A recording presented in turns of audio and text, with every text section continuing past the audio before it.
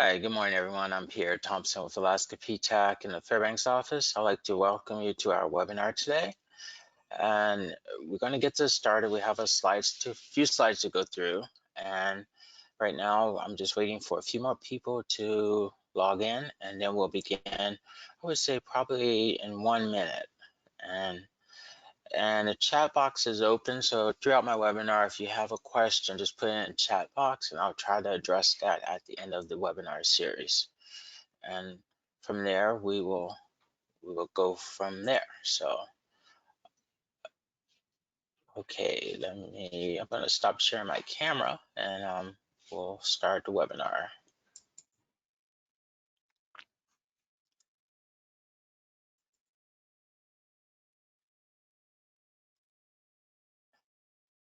Okay, today's topic, Wednesday webinar, which we do every first Wednesday of the month. Basically, throughout the year, and summers we take off from like June, July, and August, but we do have special event webinars during those months. That's a busy season for most contractors. And yes, we continue to go to our website, ptacalaska.org, and to find more information regarding our upcoming events and and as well as counselor contacts. Today, the topic is how to make how to make a statement, get notice, how to write a capability statement. So we're going to go through this capability port. Let me start with trying to advance my slides. Okay, our learning objectives. At the end of this webinar, you'll be able to do the following. And hopefully, if you all have any questions, again, put them in the chat box. But identifying the reasons a strong capability statement help you do your business with federal agencies. Identify the key components of a capability statement. Create a capability statement that can effectively sell your company to potential clients. And I get this a lot. Why do I need a capability statement? That's one of the ones, and I'm going to share with you a capability statement is not a business plan. It's basically a resume for your business, and we'll go through that throughout the webinar. So when a client comes to me and say, I want to go after this solicitation, but they're asking for a capability statement, I don't know what they mean. The quickest answer to what a capability statement is it's just a resume for your business. When you apply for a job, you have a resume of all the previous jobs and experience you have, including your education, your civic engagement. You can add that to your resume, as well as highlight your key experience. If you had 20 years in this topic, or like myself, 20 plus years in procurement, that's basically what a capability statement. It's a resume. So, and if you read through the following, all of these are true. Business is tough. And as we look at Alaska as a whole right now, we are going through a recession that's continuing. And the economy is tough. We're now living through a pandemic, which I know for some it's just very frustrating, but it is affecting the economy. The next statement is going to get tougher. That's one that makes sense. It's going to get tougher and more competitive because people want to go after these prime contracts, either with the state, local, or federal government, and they're going to be up against tougher competition just because of how the market is. Right now, there's just not a lot of solicitations out there, and so they usually come in around. We're in March, February now, so February, March, you'll start seeing some more solicitation come out, and if you're a PTAC client, that will come up on your bid match profile. You'll get an email of potential works. Prime contractors want them. If you're a sub, it's a great time to work on your capability statement and submit them to a prime contractor so they can consider you for their next project. Government buyers want them. And, that's mainly important. That's one of the top reasons. Government buyers do want your capability statement. And having one can win you points. That is so true. Again, if you look at it I think the simplistic way of looking at it is a resume for your business. Let me go to the next slide.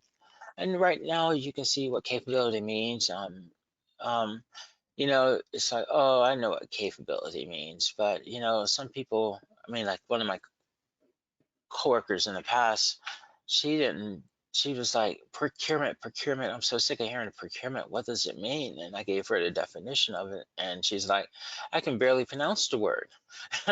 But with capability and capable, and capability being a noun, and capable being an adjective, you can see the definitions that are listed on the current page. But bringing your attention to the second point under capability, the quality of being capable, having the ability, efficiency, and competency. Yes, that's capability. So we're going to try to take all of that and put it into a 1 to 2 page document to create your capability statement. And the question is, what is a capability statement? As I said before, I look at them as resumes for your business, but a capability statement tells potential clients who you are, what you do, and how you do it different from your competitors. Government contracting has developed into a competitive marketplace. It's very competitive right now. Companies of all sizes successfully sell products and services to government agencies. That is so true. I mean, that's why a lot of you are PTAC clients, and if you're in the service or the construction side of it, production side of it, then yeah, you're selling your services to the government. Again, it's either local, state, or federal government. And then the last point, capability statement is a critical tool in government contracting, no matter what size company you represent. If you have a small company and you have like 3 employees and you're designated a small company, have a capability statement, because I tell you, trust me, the larger companies, or what we refer to as other than small, they have a whole team of people working on their capability statement. And I'll continue from there because I think the next slide goes into it. Um, a capability is a snapshot of your company that serves as a resume for your business. As I said before, it's just a resume for your business. And then you read the following points. All of these make sense, and it's just a way for you to get your resume for your business to either prime contracts, the government, sending your capability statement to like Allison of Fort Wainwright won't hurt anything. It just, and they won't file it. When I was in school, they said file it in the number 13, which means throw it away. They don't throw it away. They hang on to it, especially if you have your capability statement is written in a way that grabs their attention, but they don't really toss it. They just keep it on file. So, look at the last point. Prime contractors can require potential subcontractors to make capability statements before doing business with them. And that is so true. Um, you know, in a solicitation, they may have in a solicitation that the prime contractor, and the subcontractors must all have capability statements. And again, it's just a resume for your business. If you just think of it that simple, if you think of it that simple, that it will help you understand it better. I'm not going to get into because the writing is a little small, but I'm going to talk about this. Capability statements are used to compare you with other vendors. Very true. You take a solicitation and it's already been submitted, the bid's already been submitted, and the government's looking at it. They're going to look at your capability statements. If you're trying to get a job building, if you're going after a bid building, let's say a roadway, but your past performance was basically landscaping, the government's going like, how do they know much about building and if we're in landscaping? So I'm just giving that as an example. But the bulletin does have some really good points to it. The size. If you're a client of mine, I always stress 1-page capability statements. And now we're moving into the 2-page realm. Sometimes the solicitation itself will say, submit a capability page statement up to 5 pages. I say 1 to 2 pages should be enough to let the government know what you're doing and how successful you are at doing that. You know, if you look at 3A, I know this is tiny, identify your firm's capability to meet government's requirement indicates your interest in performance at Fort Wainwright, Greeley, or both. And then we can add J. Bear, Allison, Claire to that mix as well.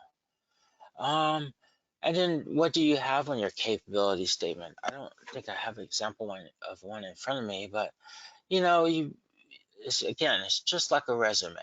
And if you had a resume, you would definitely want them to know your point of contact, how to get in touch with you. Capability statement is a little bit different. It has your address on it, but like a resume, telephone number, email address, and DUNS number and case code. If you're not familiar with DUNS number and case code, I will let you just send me an email, and we will, to myself or to Cassandra, and we'll talk you through what a DUNS number and case code is all about. And then the type of business you are. So this is looking at, are you a woman-owned small business? Are you a hub zone business? Are you a service disabled vet business? Are you just a regular business? Are you small? Are you large? And you know, that's some information that should be in your capability statement. And then D said, identify the percentage of work your firm anticipate to complete as a prime contractor with your employees, not including costs of materials.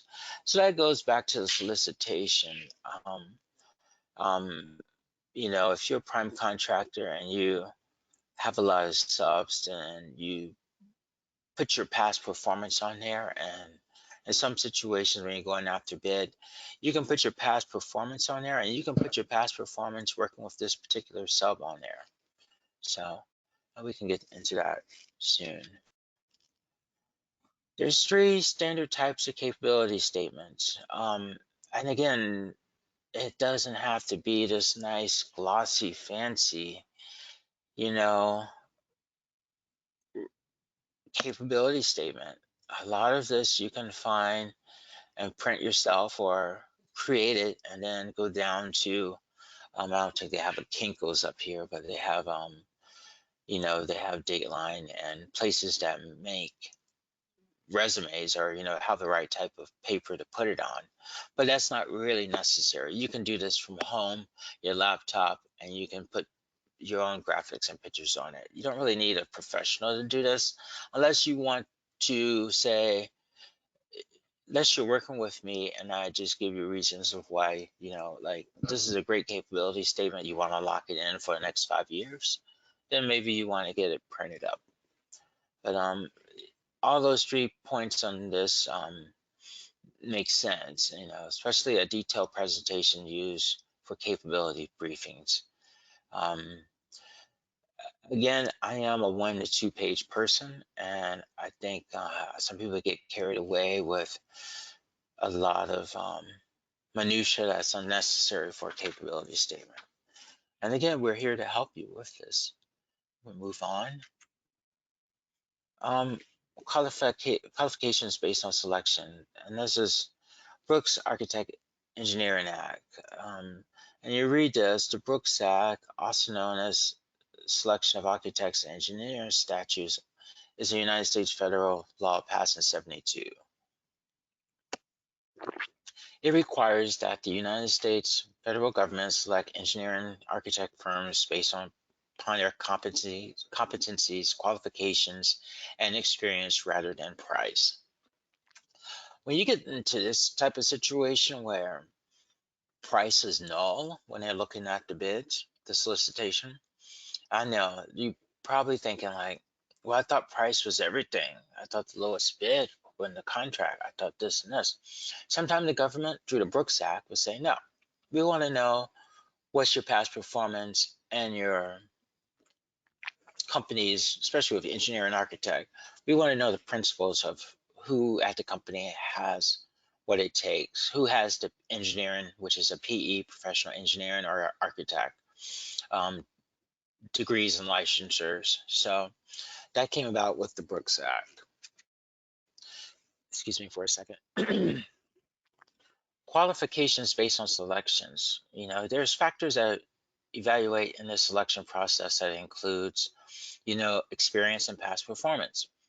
Those are really two, that's why it's at the top, because experience and past performance makes a world of a difference. That's what the government wants to know. And again, if we refer to a resume, you put your experience and your past work on there. You can do it for your company. But with your company, you also want to put, key personnel. Going back to architects and engineering, if you have engineers with the professional engineer licensure, they have that license, you want to put that on there, because it's like, okay, we're not working with um, a company that doesn't have it. We're working with a company that does have it. So going back to that example of not looking at price, they're looking at your key personnel and your past performance and your experience. If you go to bulletin 2, capability is to perform work.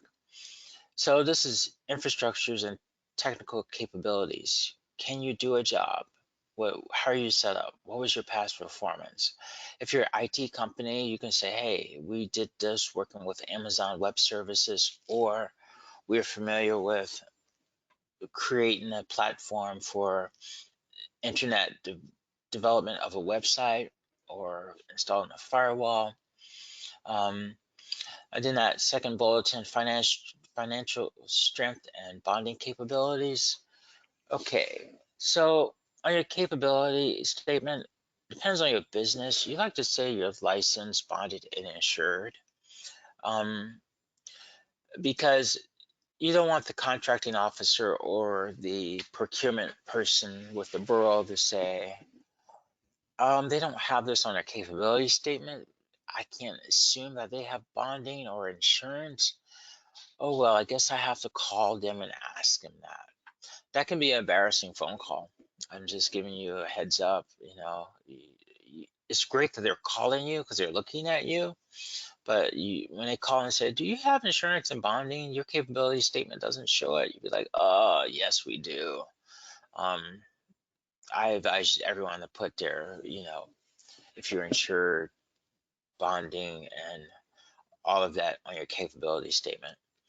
So we go to organization. You got key management, safety and plan, safety records. Okay, if you're in construction, if you have a crew that's OSHA 30 or OSHA 10 qualified, you put that on there. And then there's a quality assurance plan, meaning that your product's going to stand out above all other vendors because you're the best at doing this particular work. And then your subcontractor relationships. In Alaska, we're so small up here, and I'm not meaning we are the biggest state, but when it comes to small towns, even though Fairbanks and the surrounding communities have about 100,000 people, everyone knows everyone. And I have clients that have subcontractor relationships that span for 20 to 30 years. They work with the same people. So, that relationship is kind of key to put on there. Going to the FAR, which is the Federal Acquisition Regulations. This is subpart 9.1, responsible prospective contractors. So this is in the FAR. And you look at A, it says responsive prospective contractors only. And that's meaning that you're responsive, you have a capability statement, and you responded to the solicitation. And so just to show you how important capability statements are necessary for your company. And I do say they're necessary. Again, a resume in life is necessary. A capability for your company is necessary. And that's just my view. And as a government contracting specialist, I will work with you. We will work with you throughout this to make it work. And you reach B and you're like, oh, okay. um, you need to do the work. You need to put your capability statement together. So going back to the FAR Part 9, Responsibility 29, a responsible prospective contractor must have adequate accounting system and financial resources. That's very important because the government's like, you're going to start this job, but we're not going to pay you in 30 days, or we're not going to pay you until 45 days, or we're not going to pay you until this percentage is complete. So they want to know, and you don't have to put this, there's a tricky way of putting this on your capability statements, but you have to pay your workers while the work is being performed. And, you have to have the financial resources to do that. The government doesn't pre-buy. They don't say, hey, here's a deposit, or a better example is what is it called? Layaway. Layaway. That was something from a childhood at Kmart. You can put your clothes on layaway. The government doesn't work that way. Be able to comply with delivery and performance schedule. Have satisfactory past performance record. Don't put company on your past performance on your capability statement that you don't have maybe it was a person named Joe, and you and Joe was your subcontractor, and let's say Joe, he or she didn't do their due diligence, and they didn't really perform as well as you wanted them to perform.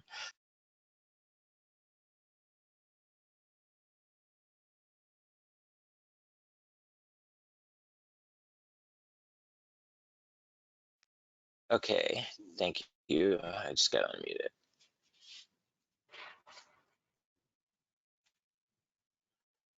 Go back a couple of them. Okay. So, I think I'm on this page. When you say have a satisfactory record of integrity and business ethics, that's important. If you were disbarred or terminated for convenience, all of these are in the FAR. That's not as satisfactory or integrity business ethics. That's one you will have to explain. So I won't put that I was disbarred back in 2012 on my capability statement. That's a red flag. You're trying to move forward. You're trying to present your business in the best light. So, you want to keep it positive, and absolutely do not put negative things or things that bring a particular item on your capability statement into question. Because I have a contracting specialist at House, and he's like, well, I looked over that capability statement and there were red flags all over the place. And I was like, oh, um, and I was like, okay, just let me know who that person was and I will work with them on their capability statement. So I'm pretty sure you read through all of these. Um, the last point, be otherwise qualified and eligible. I mean, that's a good point. And again, this is FAR Part 9, 29, going to responsibilities. FAR performance standards. I mean, this is in FAR point 1.102 through 2, 3, and that's what it states. And it's saying when selecting a contractor to provide products or performance services, the government will, and I should have underlined will, use contractors who have a track record of successful past performance, or contractors who demonstrate a current superior ability to perform.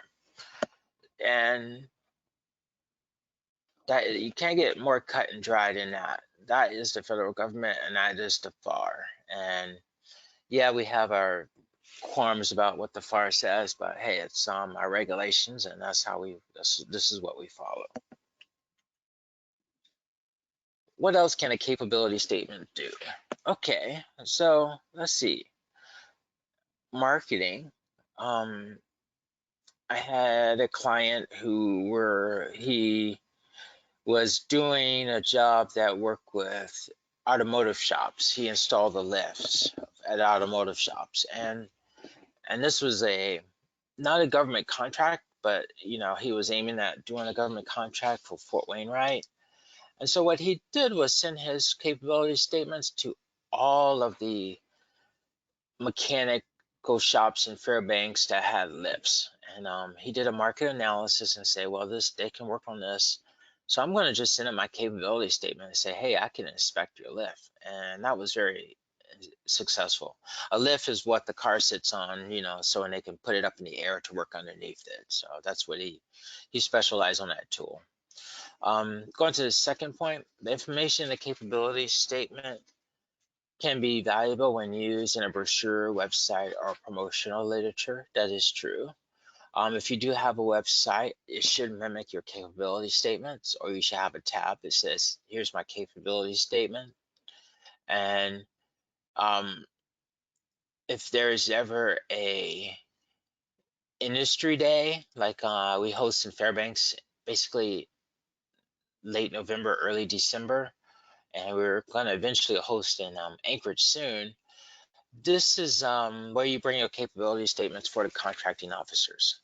Here it is. This is what I do, contracting officer. I want you to take this and just keep me in mind.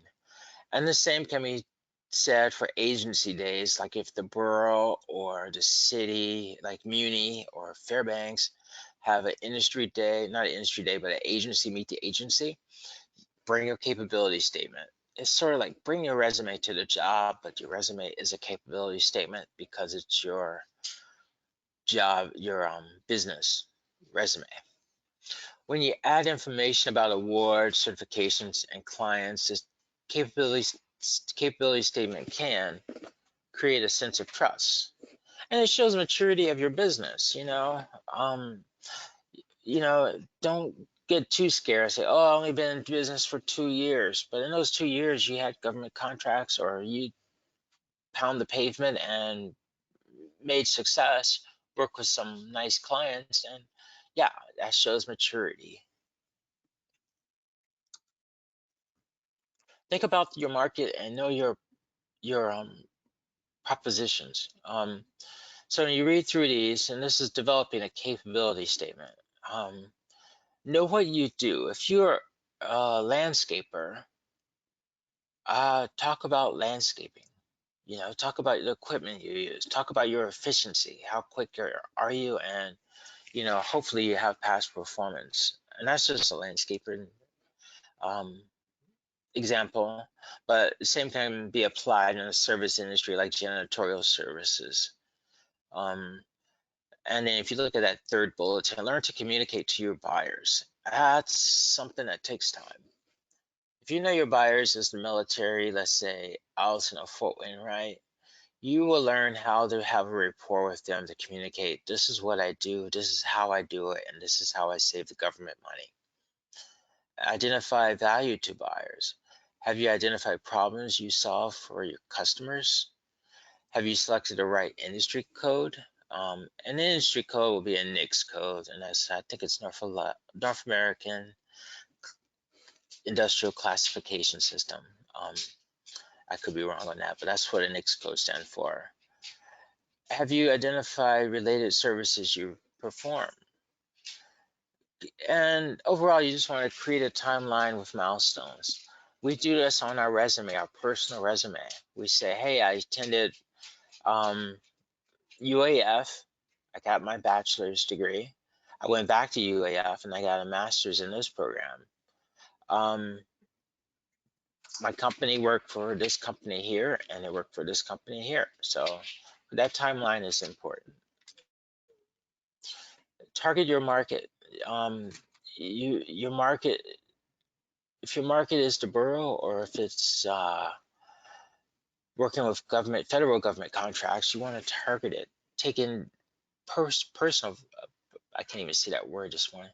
I'll just skip it. Purposeful aim at a specific group implies there's a reason for doing so. What's the goal? Generate additional sales to current customers. Hey, if you're in this webinar, you're basically working on a capability statement, and I'm pretty sure none of you are non-for-profits. You want to make sales. So the goal is this capability statement going to generate me jobs? interest new customers in doing business with you. Going back to my mechanic guy that did the lifts, he pounded the pavement, and the new customers came to him because he provided them with a capability statement. And then the question is, how do you do it? Performing necessary research on available markets. PTAC can help you with that. The Small Business Development Center can help you with that. And you can do it yourself through, just through different websites. And PTAC, we love helping people out with figuring out the market analysis, but Small Business Development Center, or we call it SBDC, that's their specialty, and they're our sister organization. So, um, if you go to the next point, identify who is most likely to buy, when they're most likely to buy, and what they're most likely to buy. So who, when, and what. That's a capability statement of trying to fine tune it towards that particular buyer. If you know you're not going to work with borough and you're just going strictly with federal, so you gear your capability statements definitely to the federal market. And it's just a little bit of tweaks you can do. And then the last one is the top one, actively promoting your business to that market. This is not easy. This takes work. So I'm going to keep going. I may skip a few slides because of our timing. So identifying target markets, and this right here shows you like, okay, there are agencies, state, federal, and local. Let me go to PTAC site and see if they're having a meet the agency or industry day so I can meet these people that are in the trade and give them my capability statement. It's all about networking. It's no different than, it's sort of like a job fair, actually, if I can compare it to that. But your job fair is not you, it's your business. So, you know, in the second bulletin, you can see check procurement history. That's Those websites go back to, you can do your own marketing and seeing how much the government's spending in that particular industry. Um, and then you can go to acquisition.gov. I'm at the third bulletin, number 2, check procurement forecast. This is great. So you can see that it's not, I wouldn't say it's a crystal ball, but you can say, hey, Congress set aside this amount of money for this job in Alaska. I think I want to bid on it, but I'm just going to wait till it comes out. Before it comes out. I'm going to be looking for sole source. I'm sorry, sources sought, or pre solicitations. And I'm going to respond to those. And if you don't understand what those are, just again email me, and or me or Cassandra will help you talk you through what that means. But the last one is narrowing the field and identifying the most likely candidates. Capability statement format: brief, 1 to 2 pages. Please do not give me 10 pages of unnecessary stuff. Visually interesting, graphics help. I had a client that he resides in a remote village in Alaska up north, and his graphics is basically a picture of his village, and it worked out well because I didn't fight him on it, but I'm like, yeah, you come from a small village and your trade is particular, and yeah, I don't have a problem with that graph of your village. It's basically not the village itself, but where it was located on the Alaska map, and it was successful. A searchable document that can easily change and send as a PDF file. So you want to be on the ready to fire off your capability statement. Laid out design, and to the right, that's a capability statement, and that's a 1-pager. That's what I like. I tell you, contractor like them too. You guys take another sip of my energy drink. Excuse me. Yeah. So I mean, This document is well out, it's eye appealing. It's should you use color or should you not use color? Have consistent fonts. Don't be jumping all over the place. I don't put stuff on there that's not necessary. I know this is small, and let me see if I can zoom in. No, I can't zoom in. But on this capability statement, you see on the right-hand side, top right, small business, woman-owned business, EDWSB, a minority-owned business. They want that to be at the forefront, meaning like, hey, we stand out because we have these social, economically distinctions. And, if you go to the left, you have a brief history of the company, very brief, but then you have their core competencies, the advantages, and then past performances on the right, and then you have NAICS codes. So before I go on, I want to say, I'm going to give everyone homework. Go on the web, whatever web browser you prefer, and find 3 capability statements that are in the industry you participate in, and just look over them. We're not going to do any plagiarizing activities. We're just going to look over them and say, hey, how can I integrate this into what I'm trying to say? If you're really new at this. And again, Cassandra and I are here to work with you, as well as our Anchorage office, Jody, Craig, and Carolyn. Layout and design. Don't handwrite. Don't hand type or use copy paper. You want this to look a little bit more professional. So you want that stocky resume paper. Avoid the late homework look. I know that time is of the essence and you need to get it out attached to your solicitation, so you want to crank it out. But this is something that will probably take you, to fine tune it, probably a few weeks to fine tune it. Opt for professional printing. That's the cardstock, that's the graphics. And again, if you're good at this, you can do this at home. You don't have to spend money, especially if you're a small company. Um, um, but farming it out for someone to make copies of and everything, you're just talking about $50, but or more or less. But that's just an example. Again, if you have the capability of doing this at home, you can just do it at your office, you can just do it. Capability statement contents, we're going to have core competencies, past performance, differentiators, corporate data. And under corporate data, that's basically all the terms you put in there, your geographical location, and everything, and relevant codes, DUNS, CAGE, NICS, NIGP, or other codes. And then we're going to go to core competencies. The core competencies is the hardest part of a capability statement, because it's basically you just want to put everything you do in about 4 sentences. I would say 4 to 6 sentences. If we go back to that previous example, and if you look at the top left, right under capability statement, you see the writing.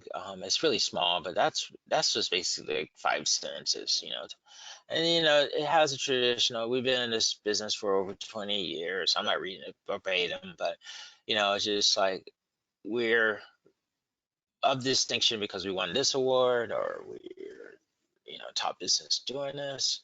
So don't forget about your homework. So core competencies, and I'm a little bit short on time. I do want to answer some questions, and someone is going to fly through. So core competencies, and we can send these slides to you. Cassandra will put our email address in a chat, so you can have it as a reference. Qualifications and credentials. Again, if you're a professional engineer or you're an engineer with your PE, you put that on there. If you have 20 years of experience in janitorial services, or you have, I mean, this is where you put everything you can, but don't look cluttered and don't put like, I mean, something irrelevant is like, I've been farming for 20 years. In 1978, I won the blue ribbon at the county fair. Nobody cares, you know. So you don't go back that far.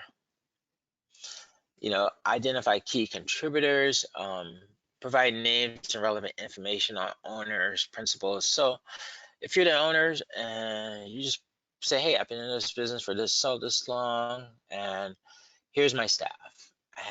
And I want to stick with engineering. I have 3 staff members, one with managerial experience that has their PE, another one has their PE, but they work in a different aspect of the job. So that brief biographical information is great. Again, you're like, how do I put all of this on one page? Again, it could be 1 to 2 pages, but I prefer 1 page. Even if you just put the name and then their accolades, like masters in something, special qualifications, your training education. Like I said, OSHA 30, OSHA 10. You're part of an organization of janitorial services. I just made that up, so don't Google that. Again, key personnel, program and project managers, professionals, and this come in play when you're an electrical company or something of construction that comes in play. But overall, it comes into play in many industries out there. Past performance record. List 3 to 5 most relevant jobs you've successfully performed. Yeah, put 3 to 5 and make sure these people will talk highly of you. Don't put people that's going to weigh you down. And what if you don't have past performance? That's where we go back to the previous slide. On the key person now, you put your experience, I'm sorry, on the ownership and principles. That's where you put your biographical information on there. So getting back to this, know your record of past performance with government agencies. You got CPARs, you got AVAS, and then you have D2626. So that's just some example. Differentiators. How are you different from everybody else? I'm a janitorial firm and I really, really know how to use a broom. Or I'm a janitorial firm and I have robots that do all of my cleaning of the floors. Um, all of those are whatever, but how are you different than your competitors? You got to really think about that, and this may have to go back to your business plan. If you need help with your business plan, that's where the small business development center come into play. PTAC, we don't really do business plans, so we can help you with government contracting within a business plan. So, what distinguishes your product or service from your competitors? How does your team create an advantage over your competitors? And what factors help you then pick your company over competition? Again, we're in the game of being a successful business, and we want to definitely win these awards. So, different differentiators are important. And again, what makes you so special? That was like Saturday Night Live back in the day. It had a character called Church Lady. She's like, "You're special."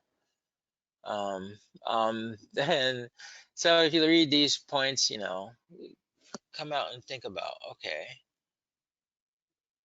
what makes me special? If you go down to the bulletin points, location. Are you in Alaska? Yeah. If the job says, hey, it's a bid, are you coming from Washington State?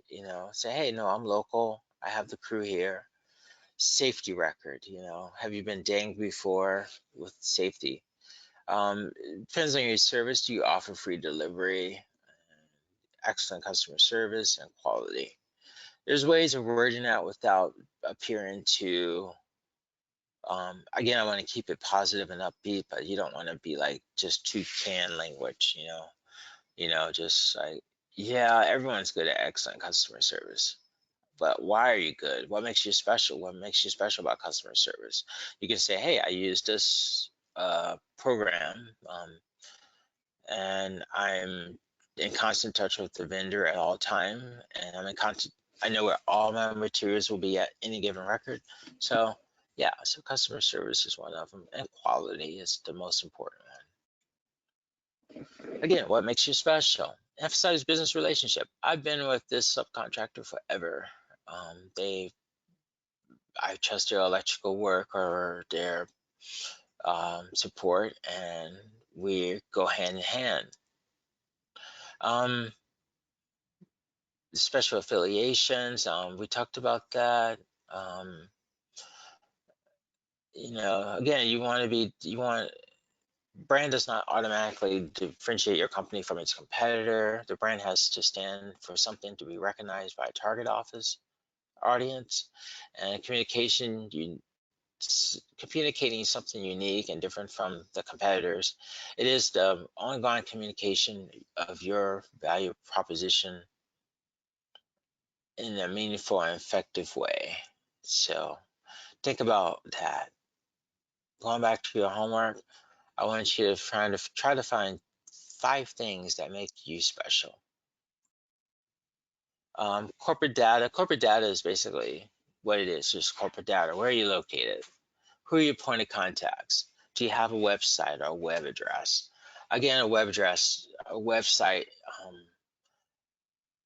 depends on your size. If you're small or other than small, um, don't spend the money to just get a website because you have a capability statement. Just focus on your capability statement and don't worry about a website. I wouldn't say a website is a waste of money, but it's not a necessary tool. I mean, it's a tool that your company can grow towards having, if that makes sense. And then relevant codes, Duns and Cage. If you don't understand what that is, please contact Cassandra or myself or any of the counselors in Anchorage, and just go down this list. I have to speed it up a little bit, or we're gonna get booted out. Um, and then we talked about socioeconomic status, Hub Zone 8A, woman owned, minority owned, as service disabled owned. So, and also include your special awards. If you want an award by the Chamber of Commerce, put it on there, like, because that shows you a winner. So I just have to just put that in there. And then get back to corporate data again. This is a little bit different, so just to read over it right now. And again, we're going to send these slides out to you if you send us a request for them. But facilitate tools and technologies. I know one solicitation was a landscaping one that requires clearing a bunch, like 44 acres, and they actually included pictures of the equipment that they were going to use. I think the capability statement couldn't be longer than 10 pages, and I was like, but in a capability, not a capability statement, but in a solicitation, it did ask for the equipment that's going to be used on this job. And instead of just saying I'm going to use a D60 John Deere tractor, give them a picture of it. Show them that, hey, this is the tractor. This is, this correlates to the next codes I have listed. Again, corporate data, you don't have to include your revenue over the past 3 years, and but I think number of employees and typical geographical area you serve is important. Some people don't really want to put numbers out there unless you're saying, hey, over the past 4 years, we gross, 1.2 million in government contracts, or just as a company as a whole. But again, work with us on that one. One page consulting agency capability statement template. Consulting is a tricky one because you fall under a NICS code that puts you into teaching basically. So you have to be really creative on that. And again, the homework I assign you is what makes you special, and try to find some capability statements on the internet that kind of look like your company, but just look at them, review them, and create your own. Here's another one. This is really nice one, but one thing I'm confused about is like, what is the name of this company? Okay, it's GP&M Advisory Service. What's all that stuff they have at the top? That's just me. I'm a little bit critical. I see that, okay, they're part of that Chamber of Commerce, and then they have their policy number, their insurance. But overall, it's a decent one. They even have a Q cord, the thing you scan for your cell phone. Um, you know, that would probably take you to their website, um, or take you to somewhere. Those can be a nebulous of, you know, the land beyond. I scan it and I don't know where I'm at. But overall, this is a decent capability statement. I'm looking at it. It has some of the necessary components on there. But again, that top part, I'm trying to figure out what the name of the company. I just have too much at the top of that list. I've seen this one before. Um, Again, this is nice and neat. This looks like just a one pager, not too many graphics except U.S. Federal Contractors registration.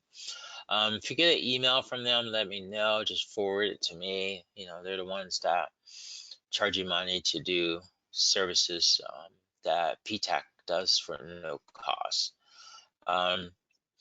But good looking capability statement. Their differentiators are numerous.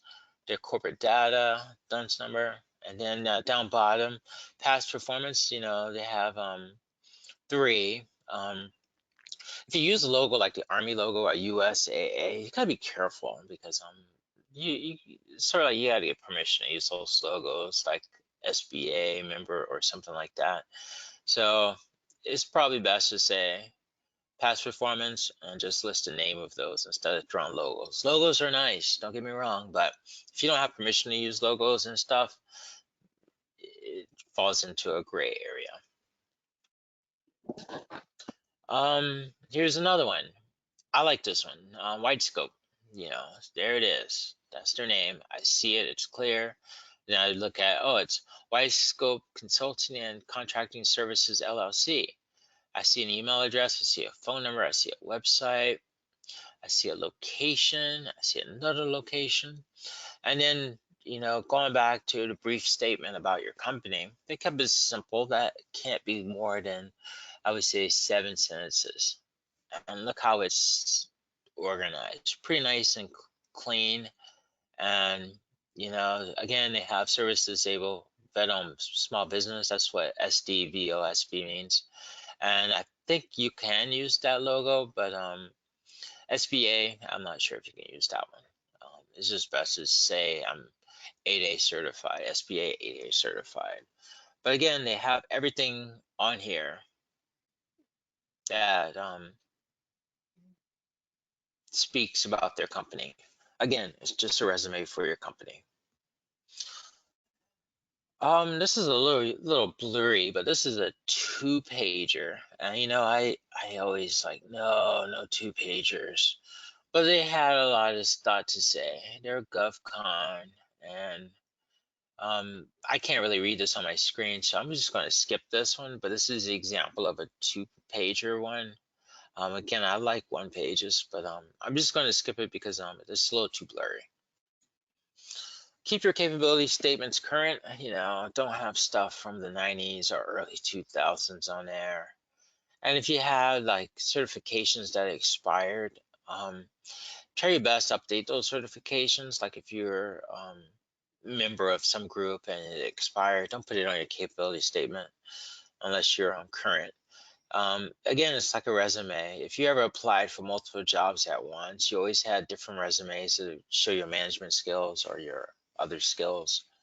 Or one shows your management skills and one shows your worker skills. If you're going for a management job, capability statements are the same.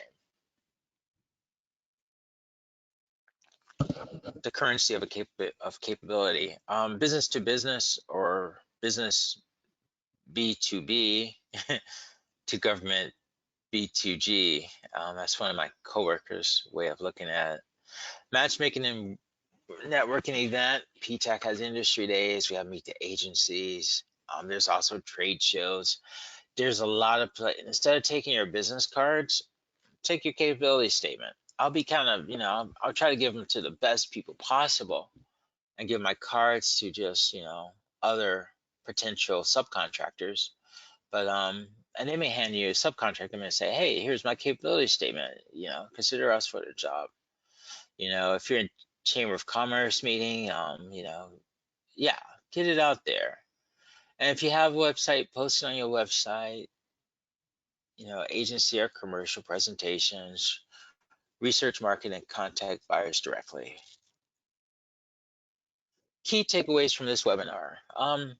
A capability statement is an important element in marketing and promoting your business. That is a true statement. It's an important element. A lot of you, or some of you, may not even heard of a capability statement until you saw our website that this webinar was going to happen. A capability statement informs your existing and potential customers about your business capabilities and doing who you are, what you sell, what your core competencies bring to the table. Capability statement includes specific information about your products and service, your qualifications and credentials and differentiators, and your corporate data. All right, get ready, set, go. Homework. Find like 5 capability statements off the internet. We're not doing any plagiarizing, we're just looking at them. And think of, I said 5 of those, and then think of 3. I think my question was like 3 things you're good at, and try to like really think hard about it. Because the capability statement equals business resume, focused on essential information and specific core competencies, clearly identifies those are express them effectively. Remember the objectives, and you can go down this list. This is what make a capability statement really good. And then the last one, keep it short and on point, 1 or 2 language and column format. If you go above that, focus on content. Do not overuse graphics and colors. Some people really think that, excuse me, the shiny green capability statement is going to win the day. But again, if it doesn't have any content on it, it's just a beautiful piece of paper. And that's one that'd be like, wow, I really don't know anything about this company. Again, we're here to help. And so, we have myself, Cassandra, Carolyn, Jody, Craig, and Anchorage that will help you out with this. Things to remember: company name and logos. You put it at the top of the page. Keep the business address and all that right under it, because you want the prospective buyer to get a hold of you. If they don't have that information, they'll be like, oh my gosh, do I have to really Google this company to get a current address or a current email? Government contracting goes fast. Everything goes fast. And if I was a contracting officer, I'm gonna be like, this capability statement is kind of weak because I don't know how to contact them. Let me just move on and see who else is out there. Or, or if you have a bad phone number or a bad email. Again, PTAC can help you review it, look over it, try to catch fluff language that don't need to be in there. Fluff is just like examples of like, we're really, really good at doing this. That's, just say, hey, we have, that can be changed up to something better. We have a positive relationship with our vendors and we excel at this through experience. Use bullets, lists, and short, concise statements. Work on that top statement. Work on a statement of your company. That's the biggest and the most grueling part. Things to remember: differentiators, facilities and equipment, past performance, and customers. Just look over that. And again, we'll have these slides available. We may just put them up on our website for you to download. But all of these are important. I'm going to check on, oops. Yeah, I'm also, okay, so yeah, so I was checking on questions. So all of this is important. We want to remind you, like, okay, these are the 3 things to work on. Evaluate document structure and layout is the most important information at the top. The most important one is your company name and your phone number and your email address. If you have a website, put it on there. It is clearly identifiable to the readers. Make it clear. Don't get carried away with graphs, and too much color in documents. Our document selection is clearly defined and easily located. You want your next coach, like, okay, you're in this next, have it on there. Does it present information in a logical format? Logical can be a subjective term, but logical means, yeah, we read from left to right. We want things to be in order. Try to create balance in your capability statement. Begin, because it's a professional resume for your business, so you want it to look nice. And then the last one, well, it says it is professional in appearance. Do the graphics reflect the company, the industry, company, and capabilities? So that's important. You never get a second chance to make a first impression. Trust me, you don't. Think about when you went out for that first date and something was wrong with your tie. It just had a mustard stain on it. You can't take that back. Is your capability statement well written and readable? That's where we come into play. Spell check, grammar. Again, if this is not your realm, if you're not an English person, not saying an English person, but if you're an engineer and you're just like, okay, I didn't really do that well at writing, or that's just not my forte, that's where we can come into service for you. Typos and errors, especially if you mess up an email address, that's just the worst, because you had these things printed and you can't change them easily. And formatting and font is important.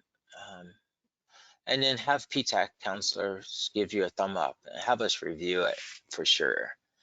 And our review, don't get mad if there's a lot of red ink on there. Yes, we're like 7th grade teachers with the red pen, and we will mark through it. And sometimes I would say, this is unnecessary, highlight this, or work on that statement again. All right, questions. We did go over, but I hope this has been helpful to you all.